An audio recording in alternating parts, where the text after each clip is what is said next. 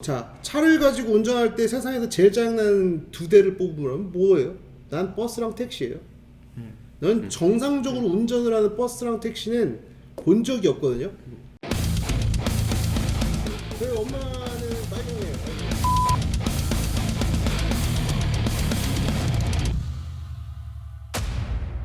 나경원을 한 번 더 까야 되는 게 뭐냐면 나경원 이런 글을 올렸어요. 버스 기사님들의 안전과 인권을 꼭 지켜드립니다. 시장으로서 자치경찰의 버스기사 폭행에 대한 엄정한 수사를 약속합니다. 그리고 갑작스러운 폭력을 막기 위해 안전장치나 유리벽 설치 보완도 검토하겠습니다. 이렇게 썼거든요. 그리고 뭐 기사님 정년, 뭐 친환경 버스, 뭔 친환경 버스야, 씨, 뭐 서울시가 선도합니다, 뭐 이렇게 나왔는데 이 사람들은 기본적으로 이게 없어요. 커스터머에 대한 생각이 없어요. 버스 승객들이 어떤 불만을 갖는지에 대한 접근이 없는 거거든요. 이게 저는 버스 기사들이 제일 빡치는 게 뭐냐면 이 미친놈들이라고 하면 좀 그렇지만 뭐 사람들이 내리기 전에 문을 닫어. 난 이거를 없애, 이거 하면 그냥 다 잘라야 된다고 생각하거든요. 왜냐면 제 첫 오보가 이 사건이었어요. 이 경찰에서 듣고 기사를 썼는데 핸드백이 걸려서 어떤 분이 이제 가방을 놓치기 싫다고 해가지고 이제 다리가 그 타이어 들어가고 절단이 된 거예요. 근데 나는 그 경찰 말 듣고 썼는데 알고 봤더니 그게 아니라 팔이 낀 거야. 근데 팔이 꼈는데 어떻게 버스 기사가 모를 수가 있고, 두 번째가 센서가 어떻게 이거 모를 수 있냐는 거예요. 그래서 나 버스 회사 가고 다 뒤져갖고 갔더니 여기에 팔이 껴도 센서가 작동을 안 하는 게 수두룩하더라고요. 그래서 이거는 감사 안 하냐 그랬더니 안 한다는 거야. 미국에서만 버스 타보면 알죠. 사람이 움직이면 버스는 무조건 쓴단 말이에요. 나는 이 개념 정립도 안 돼 있는 거예요. 내가 이것도 한번 예를 들어 이런 식으로 교통수단 그 운수업 종사자들에 공연될 거면은 난 이런 것도 했으면 좋겠어. 예를 들어 내가 택시 기사를 했잖아. 법인 택시 기사를 2달 해보면서 느낀 게 뭐냐면 또 택시 하니까 빡치네 또. 나 봐봐. 자, 우리나라에 개인 택시랑 법인 택시가 있잖아. 개인 택시 기사 하는 분들 보잖아. 택시 뽑을 때 좀 오래 하시고 고령인 분들은 옵션 잘 넣어서 뽑아 차를. 절대 깡통을 안 뽑아. 왜냐면은 그 요즘 현대차에다가 이제 드라이브 어시스트 패키지 넣으면은 차선 이탈 이런 거 다 해주죠. 자, 지금 화물차 사고 몇 번 터지니까 그 후방 충돌이랑 그런 거 센서 달라고 이제 강제화하잖아. 근데 대한민국 법인 택시는 깡통으로 뽑아. 왜냐면은 기사는 갈려나가도 되거든. 기사는 갈려나가도 되고 그 회사 택시는 100만 원이라 비싸면은 대차 비용이 많이 들거든. 그런데 나 봐라. 내가 옛날에 내 택시 운전할 때 나 계속 조롱하는 영상 찍힌 게 뭐냐면 사이드미러 자동 안 열린다고 내가 그거 열고 갔다고 하거든. 그거 나는 내 차는 되니까 자동으로 되는 줄 알았지. 근데 어쨌든 그 안전 기능이라는 거 택시에 오히려 의무화를 해야 돼.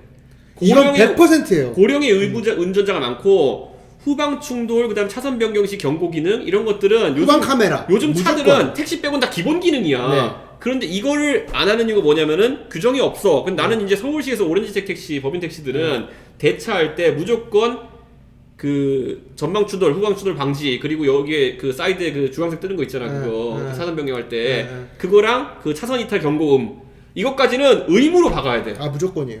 이게 굉장히 중요한 게 이거 옵션 다 달아도 내가 봤을 때는 원가 200도 안 돼. 네. 근데 법인 택시 1년에 운영 비용을 보면은 1년에 이제 그 기사 2명이 교대해서 타면서 보험료가 있잖아. 내가 알기로는 보험료가 400이 넘어. 엄청 비싸구나. 그게 왜 그러냐면은 사고가 많이 나 그만큼. 잔사고. 근데 그걸 지금까지는 이런 게 있다. 자, 보험이 있으니까 어쨌든 처벌되는 거 아니냐. 기사가 거의 다 뒤집었어. 아, 그렇죠. 그건 지금 왜 그런 줄 알아? 개인 택시를 살려 그러면은 무사고 경력이 필요해. 그러니까 정작 사고가 났어. 그럼 택시 기사들이 보험 처리를 하겠냐고. 아, 그냥 돈으로. 무사고 경력이 깨지니까. 그러니까 나는 이거는 굉장히 택시 기사라는 약자의 위치를 업주들이 이용하는 걸 본단 말이야. 그러면 오히려 이거는 법으로 깔끔하게 차선 이탈 방지, 그다음에 후방 충돌 방지, 전방 추돌 방지, 차선 변경 시 여기 알람 이거는 무조건 넣어야 돼. 아, 저는 거기에서 저거 후방. 나도 밤에 심야 택시 타는 거 내가 운전자 해보잖아. 밤에는 막 침침하고 이러면 나도 막 졸리고 이래 보면은. 나가 젊은 사람도 근데 70대에서 택시 운전하시면 얼마나 졸리겠냐고. 그러니까 난 그거는 제대로 그러니까 아는 척하려면 그런 걸 제대로 파고들어야 되는데. 이거 무슨 안전 기본적으로 어떠한 버스 기사들의 조합이 있을 거 아니야. 약간 그런 거를 표심을 노리는 건데 그런 걸 노리면은 구체적인 얘기를 하라고 이런 거 말고. 지금 보면 다 옛날 미디어 생각만 하는 거야. 자기의 발언 시간이 되게 한계가 있고 시민들도 그냥 피상적인 것만 보고 선거에서 고른다고 생각을 하는데 지금 유튜브도 있고 뭐해서 정말 정치인이 디테일을 갖추고 있는지 안 갖추고 있는지를 그 미디어를 이용할 수 있는 시간이 무한되기 때문에 이거를 못 뽑아주는 게 또 이게 뭐냐면 이것도 개선돼야 돼. 자 이제 이 친구는 운전을 안 하죠? 운전해요? 요즘 안 해. 차 없어. 자 차를 가지고 운전할 때 세상에서 제일 짜증나는 두 대를 뽑으면 뭐예요? 난 버스랑 택시예요. 넌 정상적으로 운전을 하는 버스랑 택시는 본 적이 없거든요. 물론 뭐 잘하는 사람도 있겠지만 기본적으로 운전 매너라는 자체가 없어요. 찾아볼 수가 없어요. 차량 한복판에 차 세우지 뭐 어쩌고저쩌고 그냥 좀만 들어가서 세우면 되는데 근데 이런 거를 근절하겠다라는 얘기를 한마디도 못 하고 있는 거예요. 이거는 뭐 이준석 측으로도 마찬가지지. 택시표가 있으니까. 아니, 그래서 이거를 보고서 저는 나경원이 고민의 디테일이 매우 떨어진다 라는 생각을 했습니다. 그리고 예를 들어 운수업 종사자도 그렇고 나는 네. 예를 들어 교통정책에 대해 가지고 지금 서울 지하철에 있어가지고 무임승차 이런 거 맨날 싸우잖아. 나는 아예 틀을 바꾸는 얘기를 좀 했으면 좋겠는 게 뭐냐면은 서울 시민단 선택지를 주란 말이야. 뭐냐면 예를 들어 무임승차 때문에 1년에 몇천억이 이제 빈다고 하잖아. 그거 주장은 지하철공사 주장이야. 그 뭐냐면 지하철공사는 우리가 지하철이 적자로 운영되는 이유는 무임승차를 65세 이상에게 주기 때문이다라고 이제 얘기잖아. 그건 그 사람 논리야. 그 사람은 지금 근데 거꾸로 우리가 기술의 발전 측면에서 보면은 오히려 시장 후보나 아니면 정치를 하는 시민 대변사 입장은 다른 관점을 제시해야 돼. 뭐냐면은 도시철도공사 갖고 있는 전동차는 5, 6, 7, 8호선 그때 도입 때부터 무인운전 기능이 있어. 무인운전이 다 돼. 그런데 그걸 끄고 다녀. 왜냐면은 기관사의 직업이 있는 거잖아. 이 사람들 직업의 안정성의 문제라고 생각하기 때문에 자 그러면 이제 항상 안전 문제를 제기한다고. 그런데 거꾸로 반례들이 많아. 신분 당선이랑 용인경전철이랑 이런 것들은 다 무인운전이야 지금. 그런데 사고율과 지연율이 더 낮아. 사람이 운전하는 것보다. 그러면 나는 오히려 서울시장 후보가 될 사람 정도라면은 이 큰 틀에서 사람들한테 선택지를 주는 거야.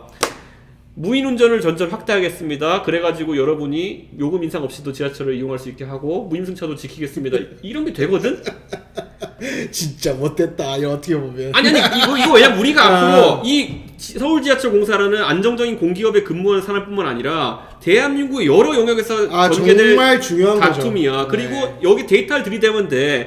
서울지하철공사와 그다음에 신분당선 그 네오트랜스 주식회사의 사고율과 지연율 비교해보면은 무인운전이 낮다. 제시하면 되는 거야. 그렇게 한 다음에 예를 들어 서울지하철공사인 사람들은 우리 직업은 어떻게 하냐 그러면은 다 안전요원을 한 명씩 탑승한다 우선은. 그러면 지금 당신들 퇴직할 때까지는 무인운전이 돌아간다 하더라도 여러분이 한 명씩 탑승해라 안전요원으로. 그거는 당연히 초기에는 우리가 인정한다. 그런데 새로 이제 기관사 인력을 뽑는 것에 대해 가지고는 조금씩 줄여나가야 되는 거 아니냐. 사실 이 프레스시파를 한다고 했을 때 이준석 오면은 나 안 본다라는 의견을 제가 되게 많이 받긴 했어요. 알죠? 기관자인데. 아 진짜 많이 받았어. 기관자인데. 받았을 때 나는 이준석에게 뽑아내고 싶은 게 이런 거였어요. 우리가 감히 던질 수 없는. 그리고 그런 사람들이 하는 얘기가 딱 하나야. 이준석 싸가지 없다. 근데 저는 기본적으로 공무원들 다 없애야 된다고 생각하는 사람이잖아요. 관료를 다 없애야 된다고 생각하는 사람인데 이 얘기를 과연 우리가 현실적으로 할 수 있느냐? 자, 이거 젊은 사람들은 다 해. 제가 이거 관련돼서 나도 하나만 얘기를 하면 적기조례라고 있었다고요. 적기조례가 뭐였냐면 영국에서 19세기에 증기 자동차가 만들어져. 근데 그 전기 자동차가 시속 30km가 나오는 거야. 그랬더니 마부들이 실직을 하게 되는 거야. 옛날에. 그러니까 자동차 앞에 사람이 이렇게 빨간 깃발을 흔들어야 돼. 자동차를 운전하고 싶은 사람은 의무 교용을 해야 되는데 시속 5km를 제한을 둬. 시속 30km까지 나갈 수 있는 걸. 그래서 어떻게 되냐면 영국이 자동차 산업이 망해. 그래서 엔지니어들이 독일로 먼저 넘어가고 자동차 산업에서 영국이 밀리고 그 19세기 후반에 이 석유로 넘어가면서 이 산업 구조 조정 전환기에 영국이 골로 가게 되는 핵심적인. 뭐 저희한테는 감사한 일이었죠 사실. 그런데 이제 이 적기조례 같은 이게 항상 얘기가 나오는 게 기술 발전을 그 고용 안정이라는 측면으로 틀어 막으면 장기적으로 봤을 때는 나라 자체가 뒤처져 버리는 거야. 그러니까 내가 이준석 최고랑 저랑 맨날 싸우는 게 타다 가지고 그래서 맨날. 그래서 내가 타다 내가 설득했잖아. 타다는 내가 얘기했잖아. 내가 아까 거꾸로 지하철 무인운전에 대해서 굉장히 나는 강하게 얘기하지만은 타다는 내가 사기라고 100% 생각했던 게 뭐냐면은 노란 번호판이 영업용이고 흰색 번호판이 이제 일반 자동차인데 노란 번호판이기 때문에 받는 규제를 다 회피했던 것이고 기본적으로 타다는 적자야. 아니 기본적으로 나는 그 얘기가 아니라 이제 타다든 뭐든 간에 가장 중요한 건 소비자의 권리를 좀 더 키워줄 수 있는 서비스가 필요하고 택시 기사가 소비자 위에 군림할 수 있는 그 시간대나 이런 거를 배치할 수 있는 서비스가 뭔가 택시 기사 쪽 그건 아직도 와야 된다라는 거였어. 아직도 모르는 게 택시기사는 아까 얘기했잖아. 택시기사는 우리나라에서 요금을 억제할 때 택시기사 내가 한 달 동안 나 진짜 쎄 빠지게 열심히 일해가지고 한 달에 한 200 법인택시 250 벌었거든. 그러면은 대한민국의 택시기사를 선택하는 사람들은 나같이 특수한 케이스 아니면은 250 정도의 벌이를 하시는 분들이 가는 거예요 보면은. 그러면 우리가 만약 택시기사에 있어가지고 그 이상의 서비스를 받을 그 의도가 있다고 하면은 250 이상의 임금 수준을 가진 사람이 택시 시장에 진입하게 해야 되는 거예요. 근데 그건 택시 요금의 인상을 의미하는 거고, 타다는 탄력 요금제로 지가 요금 마음대로 바꿨기 때문에 피크 때 높이니까 콜이 잡히는 거야. 피크 때 택시도 만약에 2배 받을 수 있게 하면 다 잡혀. 그게 따따블의 정신이야. 그거를 풀어줘야 된다는 거예요. 내 말은. 그러니까 타다를 얘기하잖아. 하든 뭘 하든 간에. 그러니까 타다는 혁신이 아니라 노란 번호판이 없기 때문에 지들 마음대로 요금 매기고 지들 자, 마음대로 아니, 하는 거야 그냥. 자기가 타다가 만약 없었으면 우리는 이런 구체적인 논의를 하지 않았을 거라고. 그것보다 더 쉬운 게 나를 대통령 만드는 거야. 그럼 다 해결해줄게. 진짜 내가 어이가 없다 진짜.